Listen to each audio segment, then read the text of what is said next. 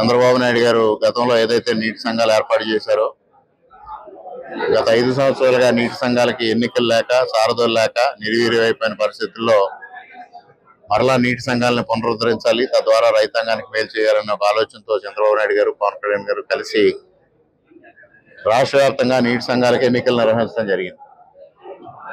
ముఖ్యంగా అనపర్తి నియోజకవర్గంలో అన్ని నీటి సంఘాలు ఏకగ్రీవం కావడమే కాకుండా డిస్ట్రిబ్యూటరీ కమిటీస్ కానీ అదేవిధంగా project committee eastern delta project committee vice chairman గా అనపర్తి డీసీ అధ్యక్షులు సుధాకర్ రెడ్డి గారు ఎంపిక కావడం జరిగింది. ముఖ్యంగా ఇవాళ రైతాంగానికి మేలు చేయాలి, సాగునీటి వ్యవస్థ కానీ మురుగునీటి వ్యవస్థను కానీ బాగుపరచడం ద్వారా రైతాంగానికి మేలు చేయాలనే లక్ష్యంతో ఈ సాగునీటి సంఘాలను ఆనాడు ఏర్పాటు చేయడం జరిగింది. గత 5 సంవత్సరాలుగా పూర్తిగా రైతులు నిర్లక్ష్యానికి గురైన పరిస్థితుల్లో మరలా రైతాంగానికి మేలు చేసే దిశగా చర్యలు తీసుకోవడం జరుగుతుంది. ముఖ్యంగా కూటమి ప్రభుత్వం వచ్చిన తర్వాత రైతాంగానికి ప్రయోజనం చేకూర్చే అనేక కార్యక్రమాలు చేపట్టడం జరిగింది.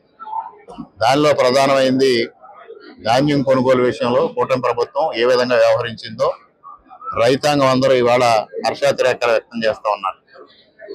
సీఎంఆర్కి ధాన్యం అమ్మిన 24 గంటల్లో ప్రభుత్వం నుంచి నేరుగా రైతు అకౌంట్కి డబ్బులు పడటమే కాకుండా ఎటువంటి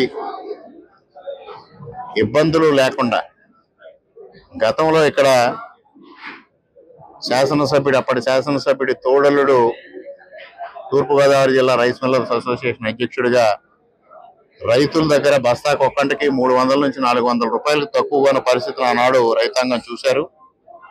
ఇవాళ కూటమి ప్రభుత్వం వచ్చిన తర్వాత ప్రభుత్వం ప్రకటించిన మద్దతు ధర కన్నా 70 రూపాయల నుంచి 80 రూపాయలు అధికంగా రైస్ మిల్లర్లు కొన్న పరిస్థితిని కూడా చూశారు. అందువల్లనే ఇవాళ అక్కడ జగన్మోహన్ రెడ్డి కానీ ఇక్కడ సూర్యనారాయణ రెడ్డి కానీ రైతు వ్యతిరేక విధానాలకు మేము నిరసన కార్యక్రమాలు చేపడుతున్నామంటే స్పందన శూన్యమైంది.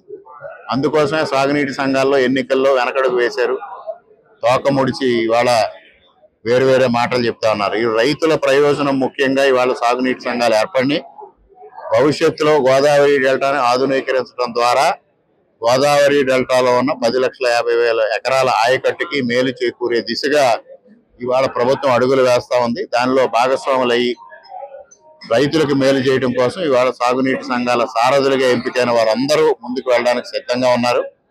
ముఖ్యంగా అనపర్తి నియోజకవర్గంలో తెలుగుదేశం, జనసేన, భారతీయ జనతా పార్టీ ముగ్గురు కూడా నీటి సంఘాల సారథులుగా ఎవరైతే ఎంపికయ్యారో వారందరూ సీనియర్ నాయకులు, చిత్తశుద్ధి నాయకులు, పనిచేసే ఆలోచన ఉన్న నాయకులు. వారందరి సారథ్యంలో అనపర్తి నియోజకవర్గం రైతాంగానికి మేలు చేకూరుతుందనే ఆశాభావాన్ని వ్యక్తం చేస్తా ఉన్నాం. Eastern delta project committee vice chairman గా నాకు అవకాశం ఇచ్చిన మన గౌరవ ముఖ్యమంత్రి నారా చంద్రబాబు నాయుడు గారికి, ఉప ముఖ్యమంత్రి పవన్ కళ్యాణ్ గారికి, అలాగే మా అనపర్తి నియోజకవర్గ శాసనసభ్యులు శ్రీ నల్మిల్ రామకృష్ణ గారికి నా హృదయపూర్వక కృతజ్ఞతలు. నాకు ఈ delta project committee vice chairman పదవి అయినప్పటికీ దాన్ని ఒక బాధ్యతగా స్వీకరించి రైతులకు సేవ చేసే భాగ్యాన్ని నాకు కలిగించినందుకు అందరికీ నేను మరొకసారి కృతజ్ఞతలు తెలియజేసుకుంటున్నాను. మరిన్ని వీడియోస్ కోసం ఛానల్ ని సబ్స్క్రైబ్ చేయండి. లేటెస్ట్ అప్డేట్స్ కోసం వాట్సాప్ ఛానల్ ని ఫాలో అవ్వండి. ఆ లింక్ డిస్క్రిప్షన్ లో ఉంది.